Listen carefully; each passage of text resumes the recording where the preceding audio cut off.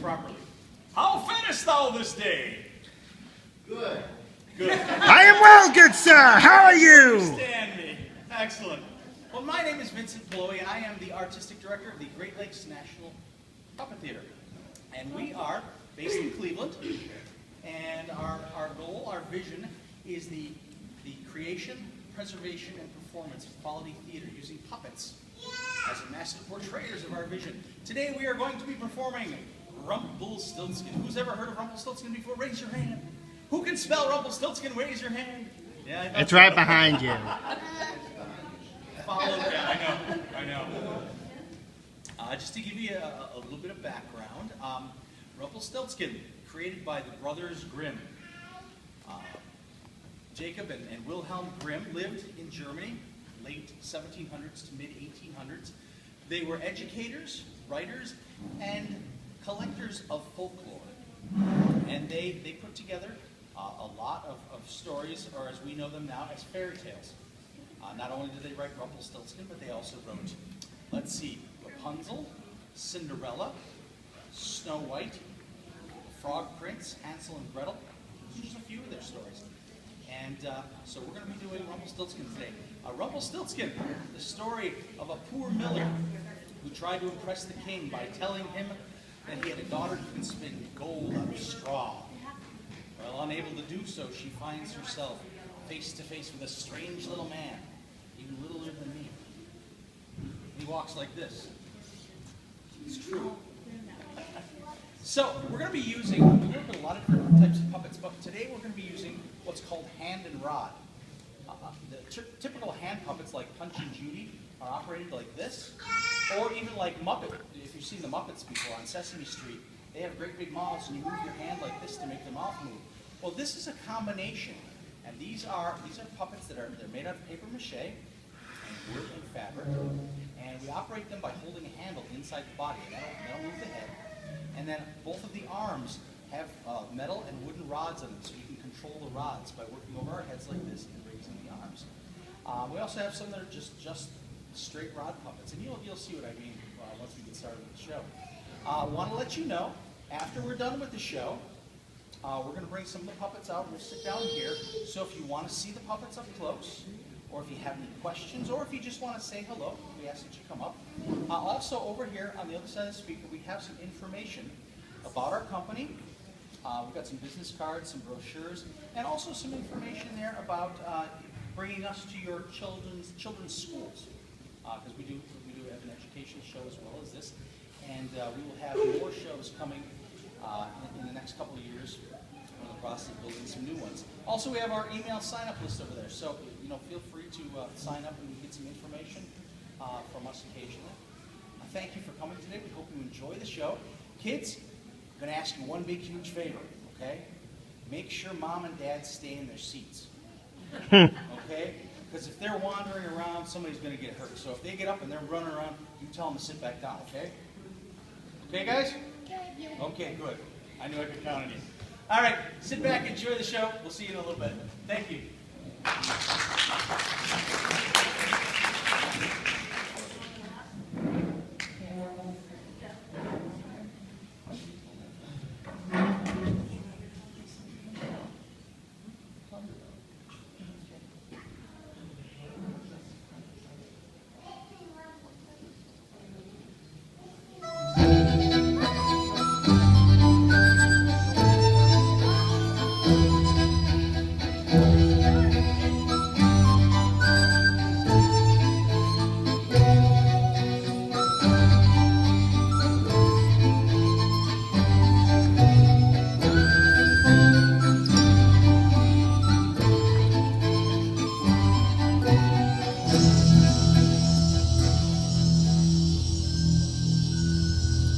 Once upon a time, in a faraway kingdom, there lived a miller.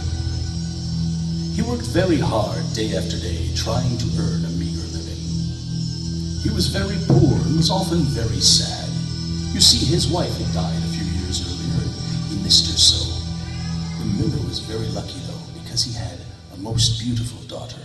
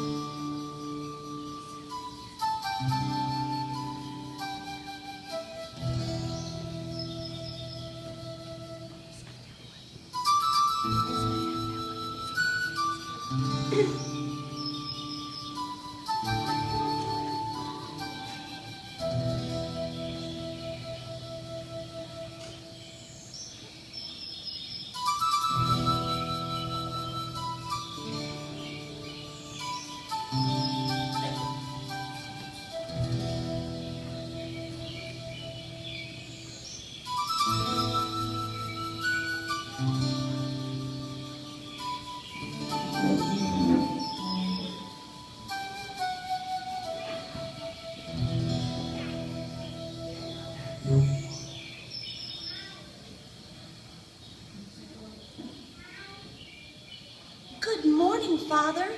Oh, good morning, my beautiful daughter. How are you this fine day?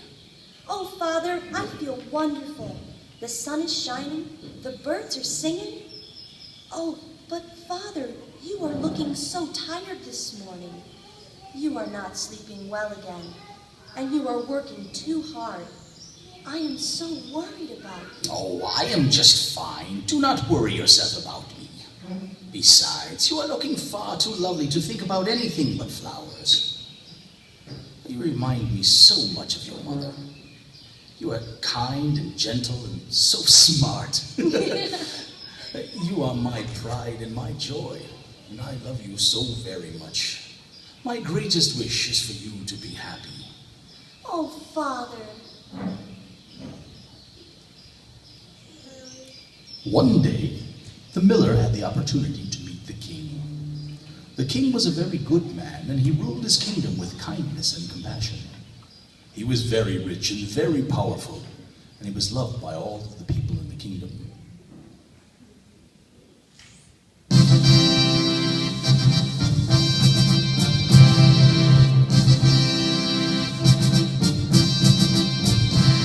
My good people, as your king, I am delighted. It gives me great joy to announce to you that today is a day of celebration, for I have received word that the wars are over. There will be no more fighting, and we shall all live together in peace, love, and harmony. Yay. Your Majesty, may I present unto thee the miller. Your Highness, I am your humble servant. The miller thought for a moment. This may be the chance I've been waiting for. The king is a good man and very rich. If he were to be impressed with my daughter, if he found her to be special, he would certainly marry her and she would be happy forever. Now the miller, wanting to impress the king, told a lie.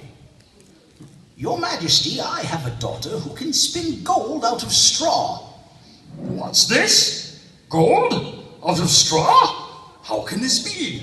Oh, she is a remarkable girl and very beautiful. The king was intrigued, but he was also very smart, and he could recognize a lie when he heard one. He decided to put the miller's boast to the test. Bring the girl to my castle at once! The miller did as the king commanded.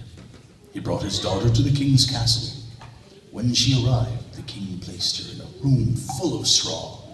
He gave her a spinning wheel and said, "Turn all of this straw into gold by morning, or you shall die. I give you fair warning."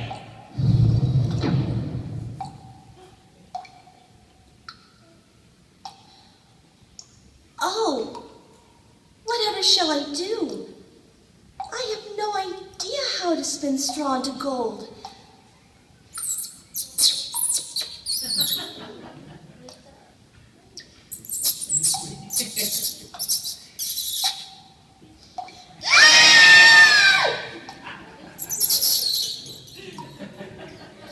Well, the girl had no idea what to do, and she began to cry. Suddenly, there was a flash of light, a puff of smoke, and in through the locked door entered a strange little man. Who are you? And how did you get in through the locked door? Why are you crying? The king has ordered me to spin all of the straw into gold, but I don't know how. Well, I know how to spin straw into gold. What will you give me if I do it for you? I am only a poor miller's daughter, and I have no money to pay you. But I can give you the necklace that my father gave to me. Oh, very well. The little man took the necklace and sat down at the spinning wheel. The girl, who was exhausted from the events of the day, closed her eyes and fell fast asleep. All through the night, the strange little man worked and giggled and laughed as the wheel spun round and round, faster and faster, in an almost trance-like state. As if by magic, the straw was transformed into the most brilliant gold that had ever been seen. When the girl awoke, the morning light beamed through the window, and the entire room seemed to shine with a warm glow. She looked around, and the room was full of gold, but the little man was nowhere to be found.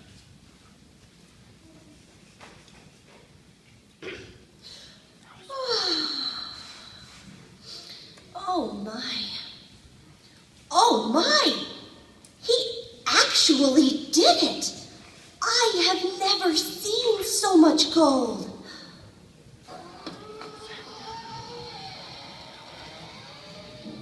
Well, good morning, my dear. I'm sure that by now you could use some...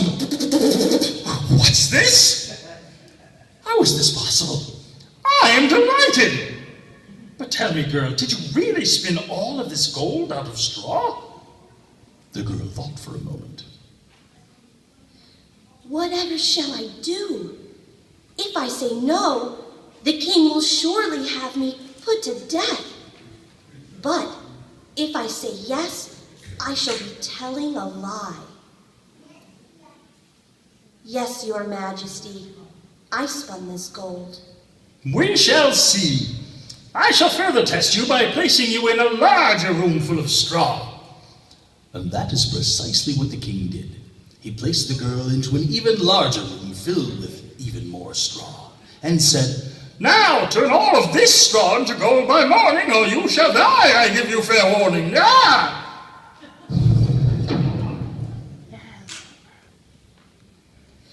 Now what shall I do? There is twice as much straw in this room as there was before. If only I knew how the strange little man did it. Now I will surely die. Indeed, how did the little man do it? The girl had no idea how to spin the straw into gold, and she began to cry. Suddenly, just as before, there was a flash of light, a puff of smoke, and in through the locked door entered the strange little man. Oh, it's you! I don't know how you did it, but please, can you help me again?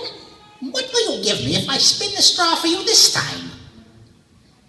I only have one thing left to give you.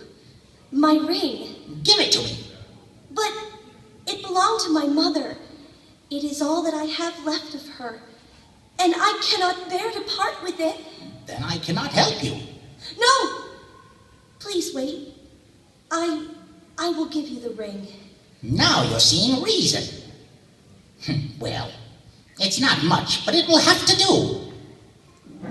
The little man took the girl's ring and sat down at the spinning wheel. Once again, the exhausted girl fell fast asleep. Just as before, the wheel spun all through the night, faster and faster as the strange little man giggled and laughed as though he had just heard a fairy tale. In the morning, the little man was gone, and the entire room was full of gold.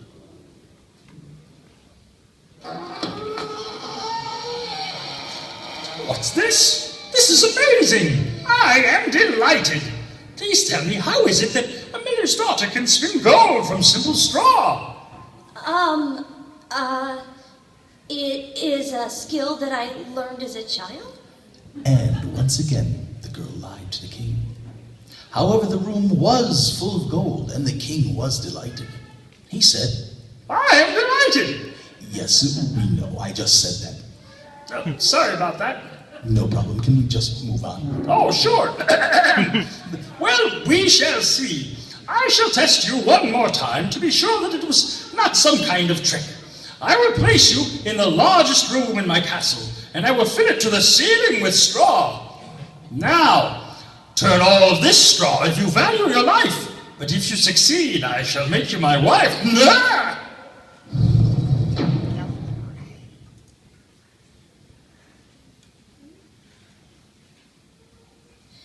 Did he just say wife? Cha-ching! Oh.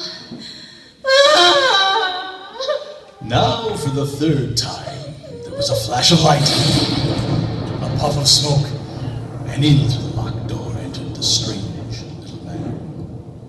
What will you give me if I spin the straw for you this time? I have nothing left to give you. Well then, you must promise that when you become queen, you must give me your firstborn child.